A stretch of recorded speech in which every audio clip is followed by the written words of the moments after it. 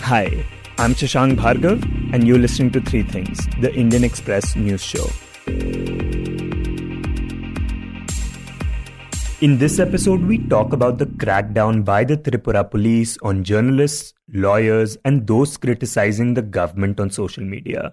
We also take a look at how local residents and Hindu right-wing groups in Gurgaon have been disrupting namaz being performed in public. But first, we talk about India's flagship National Education Survey, the results of which were released earlier this week. The Annual Status of Education Report Survey, also called ASER, is the oldest survey of its kind in the country, and it is conducted by the Pratham Education Foundation. The survey is very well regarded because it gives experts and policymakers a wide range of insights into the levels of learning among young children. The survey has over the years shaped India's education policy. In this segment, Sourav Roy Burman of the Indian Express joins us to talk about the highlights of this year's survey. So Sourav, before we talk about the findings of the ASER survey, could you talk about what the survey focused on this year? Yeah, so ASER survey usually focuses on the foundational learning at the primary level. But this time, keeping the pandemic in mind, it switched its focus to access to learning opportunities. Say enrollment in schools or access to digital devices, access to learning material, or even say online classes. So that was their focus even last year, which continued this year. Yeah, and the survey does highlight a number of very important things. One of which is that the enrollment of children in government schools has jumped from 65.8% to 70.3% over the last 1 year. How big of a jump is that, and what does so many people enrolling into government schools mean? So ASER in the report has also pointed out, very importantly, that enrollment in government schools have been declining since 2006. And by 2018, it had stabilized to something around 65%. So a rise of nearly 5 percentage points within a year is quite significant. This is something the authors of the report, Pratham CEO Rukmini Banerjee and the ASER director Vilima Wadhwa, they have pointed out in the report. And, it has also gone hand in hand with a dip in the enrollment in private schools, also by something around 4 percentage points. I mean, there are a couple of reasons. Obviously, one reason is the economic distress due to the pandemic. And also many budget private schools across the country shut down over the last 1 year. They could not absorb the losses, unlike, say, the big chains, the elite private schools. Also, many migrant families moved back to villages, resulting in a spike in enrollment in local schools at the village level. And it was also corroborated because the surveyors also reached out to teachers and heads of schools. So this is something which was also corroborated by the school authorities. And many of them spoke about how many families returned to villages and many families could not afford the city life anymore, resulting in acute financial distress. These are basically the factors behind the spike in enrollment in government schools, this 5 percentage point rise in a year. And do we see this happening across the states in India? Yeah, largely it has happened across states, except a few northeastern states are the exceptions, say Nagaland and Manipur, where government school enrollment actually fell by 11 percentage point. But say elsewhere in the large northern states like Uttar Pradesh or Rajasthan, Punjab, Haryana, even in southern states except Telangana, the enrollment has risen. So say in the case of Nagaland, do we know the possible reason why the government enrollment might have come down? I mean, see, the fall in government school enrollment has not gone hand in hand with the rise in private school enrollment in those states, which means, according to the researchers, so which clearly means that, these kids are falling out of the grid. Say, unlike in Odisha and Chhattisgarh, where a drop in government school enrollment has been followed by rise in private school enrollment. So that is not the case in Nagaland and Manipur. So probably they are falling out of the grid. Also, corresponding to this, the survey also points out that a lot more students are now depending on tuition classes. What exactly do the authors of this survey say about what this specific point tells us? So they have described it as a very natural consequence of the prolonged closure of schools. So now you don't have anywhere to fall back on. So where do you go? You sign up with these private online classes, which is especially so in case of rural areas where, families had to look elsewhere to make up for the mounting learning losses. In cities, say in private school, or for that matter, even in government schools, they have greater resources. So you had robust online classes, or even children got learning material over WhatsApp. That didn't happen in villages. So automatically they turned to private coaching classes. And how much of a rise do we see here in tuition classes? So it was something around 32% last year. So it jumped to 39.2, almost 40% this year. Okay, and now the other thing that we, of course, know to be true for India is the kind of digital divide that exists. A lot of people in India don't have access to computers and smartphones, and even if households have smartphones, there is usually only one available. So what does the survey tell us about this digital divide that exists? So very interestingly, the availability or the penetration of smartphones in rural India, it has increased. It has nearly doubled in the last 3 years, according to the survey. From, say, in 2018, smartphone penetration was 36.5%. Today, it stands at 67.6%. But obviously, even like in everything else, even the spread of smartphone is highly uneven when you go for a state-wise comparison. So you have states like Himachal, Kerala, Manipur, Nagaland, where the smartphone penetration has crossed 90%. And in contrast, say in Bihar, in Bengal, in UP, you still have smartphone penetration below 60%. Not just that, the fact that you have a smartphone at home doesn't necessarily mean that a child is getting access to that phone. So that remains something around 26%. Only 26% students who were surveyed, they said they have full access to smartphones despite having one at home. And also, I think the younger the children are, the less likely they are to get access to a smartphone for online education, right? Yeah. While the average is 26% in case of younger children, in case of children in classes 1, 2, 3, 5, the percentage of non-availability, non-access goes up to around 40%. Children in higher grades have more access. Yeah. And apart from the families that are well off, are there any other factors that determine which households are likely to have more smartphones? Yeah, I think so. The surveyors tried to assess it in terms of the educational level of parents. And they found over 80% cases where one of the parents have studied at least, say, class 10, the likelihood of them owning a smartphone goes up significantly, say in comparison to a family where the educational level of parents is up to, say, class 5. Yeah, it's there. And the fear that many teachers and experts have is, that children who haven't been able to access online education, they won't be able to catch up. Does the survey tell us to what extent that might happen? Yeah, as I said in the beginning, the survey does not capture learning outcomes. But of course, when you have a situation where young children have no experience of in-person classes or, say, attending school physically, or have no access to phones to even attend online classes, so obviously the consequences can be quite serious. And you have like pointers, say ASER also carried out a sample learning outcome survey in Karnataka this year in March, which covered something around 20,000 children. And they actually found a very alarming drop in the foundational skills, especially in, say, comprehension or, carrying out a simple mathematical operation or reading a textbook. So it's there. Okay, so we have talked about the enrollment in government schools going up, children dropping out, not being able to catch up, and a wide digital divide. Are there any signs of improvement in the education system in the survey this time? I think they have lauded one particular thing. They have lauded the fact that over 90% children have textbooks, be it a student of class 1 or a student of class 12. So across grades, children do have access. They do have textbooks with them. So that is something the authorities across states have ensured. So that is one positive aspect that these surveys found. So another thing is the decline of children out of school in the 15 to 16 age group, where the risk of dropping out is the highest. That has also been falling steadily over the last few years. So in 2010, the proportion of 15 to 16-year-olds who were out of school was 16%. Today, it has come down to 6.6%.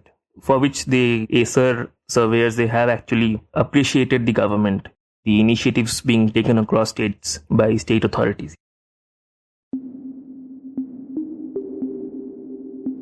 And next we talk about Tripura. Over this past month, communal clashes have taken place across the state of Tripura. And after these clashes, we have seen a crackdown by the state police on journalists, lawyers, and those criticizing the government on social media. In this segment, Debraj Deb, who reports on Tripura for the paper, joins us to talk about this crackdown. And he starts by talking about how communal clashes first began in the state. Recent cases of communal disharmony in Tripura that have already come in news are basically two-faced. See, Tripura is a small state of 37 lakh people. It is surrounded by Bangladesh on three sides. And naturally, when there was some religious vandalism in some temples and Durga Puja pandals in Bangladesh, there was a repercussion of the emotion in majority of the people in Tripura, most of whom have some distant relative or perhaps their memories of forefathers 2-3 generations back in Bangladesh or did in East Pakistan. So naturally, there was an emotional backlash here. And in this juncture, some religious organizations, Hindu religious organizations like the Vishwa Hindu Parishad, Hindu Jagran Manch and other organizations, they held some protest rallies urging the Bangladesh government to take action on these vandals who perpetrated those attacks. He says that in some of these rallies, things got tense, and the neighborhoods of some minority communities were attacked. The police informed us that few houses belonging to the minority community, they were ransacked, 2 or 3 shops were burnt, and there were some efforts of vandalism in some mosques. For example, mosque in Agartala, which is the Chandrapur Jama Masjid, which is very close to Agartala city. We have seen some unidentified miscreants riding a motorcycle. They threw a packet of pork in a mosque, which created some tension. Right at Panisagar, which is in Unakoti district, a group of miscreants, they pelt stones or damage a local small mosque at Chamtila, very close by at Roa Bazar. So these things happened. On the same flow, some incidents were also reported to have happened, which were alleged to be counterattacks on the Hindu religious institutions. For example, a makeshift Kali temple was allegedly vandalized in North Tripura, and a Shiv idol, which was in an abandoned place in the northern part of the state, was allegedly attacked. The idol's head was found to have been broken and thrown away. After these incidents, he says, misunderstandings further grew between these communities. All sorts of rumors started spreading.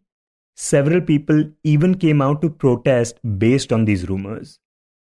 The first protest rallies that I talked about are the VHP and the Hindu Jagran Manch happened on 21st of October, and the Panisagar incident, which actually has caught the media attention of the country, where it is alleged that a mosque was burnt, which is not the truth. The mosque was not burnt at Panisagar. The mosque was vandalized. There was some stone pelting at Panisagar. Purported videos of a mosque being burnt are being circulated on social media. It is not true. And in some places, there were rumors of Quran being burnt. But the police eventually clarified these things and said there was no Quran being burnt and certainly no mosque was being burnt. An abandoned prayer house perhaps tried to be burned by some miscreants, and that certainly was not a mosque. He also says that Muslim organizations in the region, like the Tripura State Imams Committee, claim that at least 10 different mosques faced attacks or attempts of attacks in the state. In fact, after tensions started, the state police says that it has provided security to some 150 mosques across Tripura. But the rumors, however, still continue to spread. And there were some attempts of independent investigation on these issues, right? Like a team of Supreme Court lawyers from different organizations like the PUCL and CHRO, Lawyers for Democracy, they came to Tripura and they visited different parts which were affected by these cases of violence for 3 days, and they held a press conference in Agartala, citing grounds of concern that there might have been such targeted attacks on minorities and government should look into it. But the Tripura police felt that their statements had certain elements which could provoke communal disharmony and which could disturb law and order.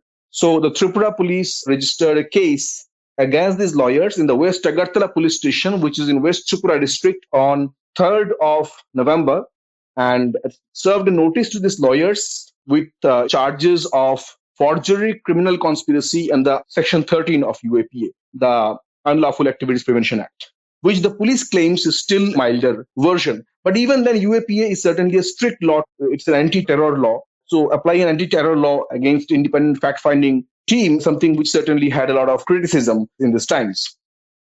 Now, the state administration did not just crack down on these lawyers.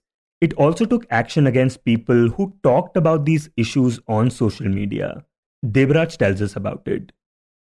In the aftermath of these lawyers' press conference at Agartala, what we saw is that several social media users shared their press conference, their briefings, news were being covered about what they said in that press conference, and some people also shared those news and voiced their opinions about this incident. The Tripura police, on the same day, 3rd of November, took cognizance of 102 social media account users and served a notice to the US-based internet companies like Twitter, Facebook, and YouTube to block these 102 accounts and provide their login particulars, their personal details to the authorities. And while it is not clear how these companies have reacted so far, we have seen that the Tripura police further clarified on 13th of November, 10 days after they served the notice, that over 47 tweets in that list have been deleted.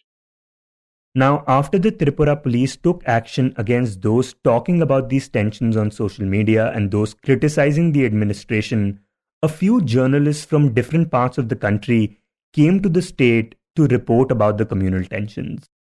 We saw two young journalists work for HW News Network. These two journalists are Shamrit Disakunya and Swarna Jha, as you have seen, tried to go on the spot where these incidents happen and cover those things. But the Tripura government has clarified that the police felt their visit and certain videos that they put on social media, especially Twitter, during those visits, they had the potential of creating law and order disturbance. And police alleged that their report suggested these two journalists allegedly went to those affected areas and tried to provoke people from the minority community against the government.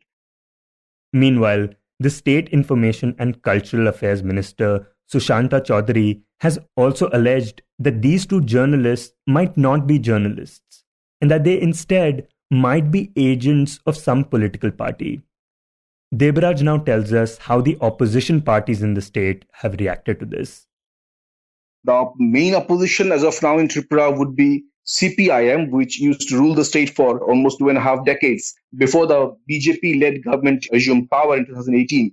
CPIM has officially not issued any statement so far about the action on lawyers, journalists, and social media users, but they certainly did issue statements and criticized efforts of creating communal tension by attacks on mosques and these minority shops and houses. Tripura's population has 37 lakh people and 8.6% of the Muslims, and there has been no incident of major communal discord in Tripura till now. So Communist Party has come out to protest these efforts of vandalism. The Congress Party has said simply to reactions to different media, they didn't put out any statements so far, but they said that these incidents should not happen and the government should look into it. That for them, the BJP, which is the ruling party, on the other hand, has clarified that their party's minority wing, which is the minority morcha, is keeping very close contact with all people across the state to make sure there is no further flare-up of such incidents. One thing I would like to mention is that while the first incidents of alleged vandalism were actually starting from a section of miscreants who, purportedly became a part of these rallies of Vishwa Hindu Parishad and Hindu Jagran Manch, but the Vishwa Hindu Parishad state chief, Mr. Purna Chandra Mandal, he has clarified that Vishwa Hindu Parishad supporters had nothing to do with vandalism, and he claimed a section of miscreants might have done it and might have tried to tarnish the organization's name.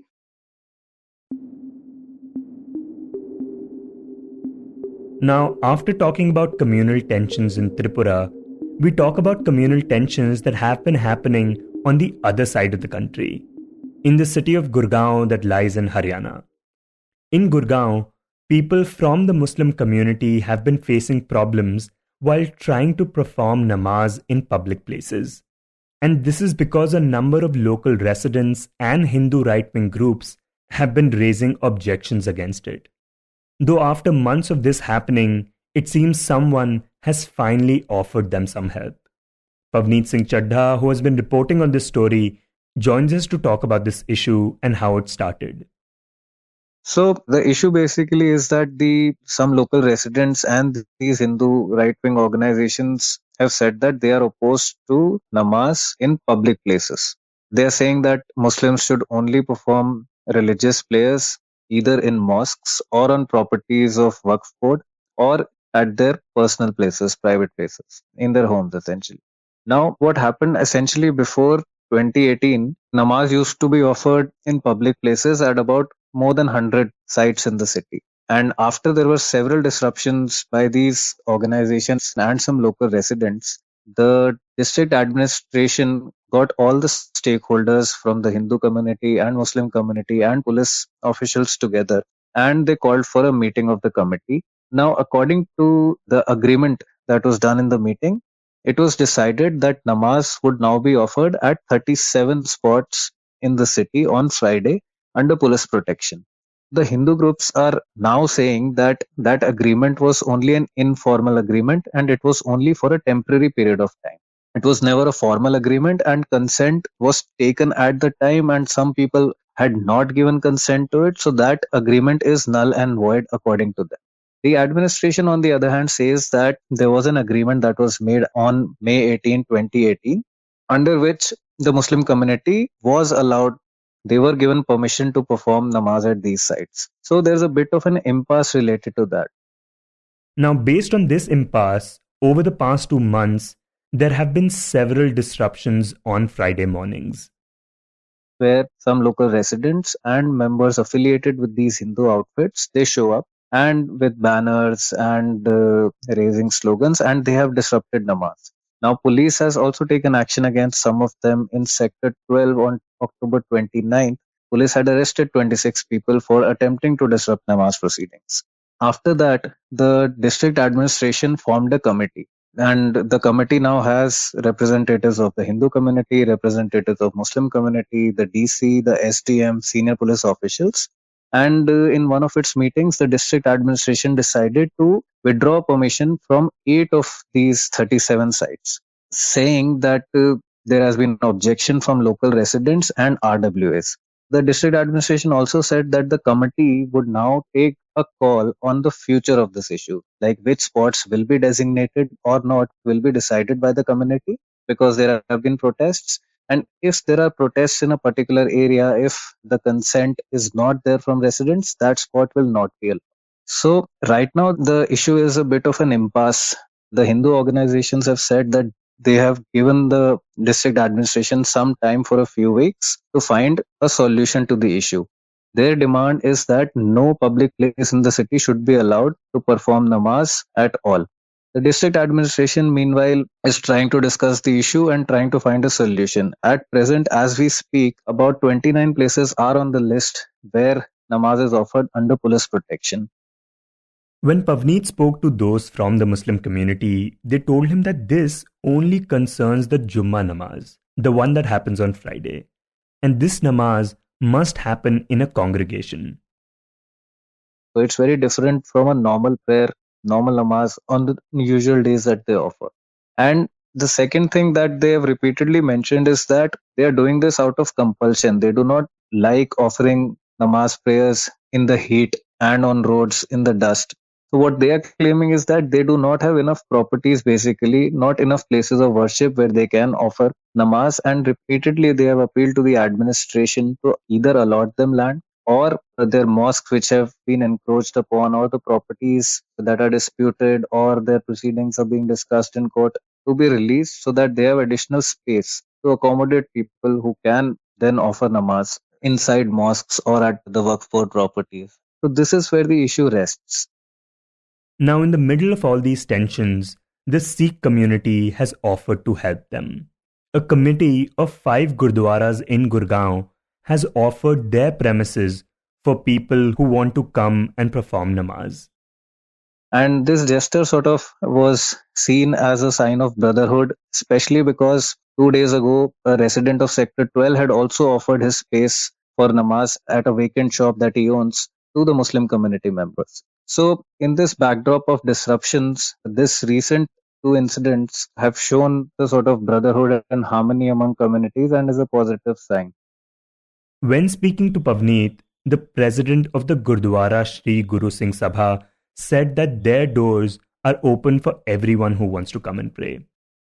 He said it's not really limited to a specific community. He said the Gurdwara is basically a house of the Guru, where everyone from any community is welcome to come and offer prayers. If they said that the Muslim community is facing any trouble in offering namaz in the open, and he mentioned that they have been reading media reports regarding disruptions. So they discussed it with some local leaders and they offered their premises saying that you can come here and pray because it doesn't matter what religion anyone is from. Gurdwara is a place of offering prayers and we have so much additional space. If you need any space, we are willing to offer the 5 Gurdwaras that come under our administration. We oversee their affairs and there's additional space, enough space for about 2,000 people to offer prayers in these Gurdwaras. But if you want, we can do it also according to COVID protocols. Now tomorrow, again, there's a Jummah namaz that will happen. And in this backdrop, people from Muslim community are expected to come and discuss the issue and maybe offer namaz at the Gurdwara premises, which we'll know only tomorrow. You were listening to 3 Things by the Indian Express. Today's show was written and produced by me, Shashank Bhargav, and was edited and mixed by Suresh Pawar. If you like the show, then do subscribe to us wherever you get your podcasts. You can also recommend the show to someone you think will like it, share it with a friend or someone in your family. It's the best way for people to get to know about us. You can tweet us at Express Podcasts and write to us at podcasts@indianexpress.com.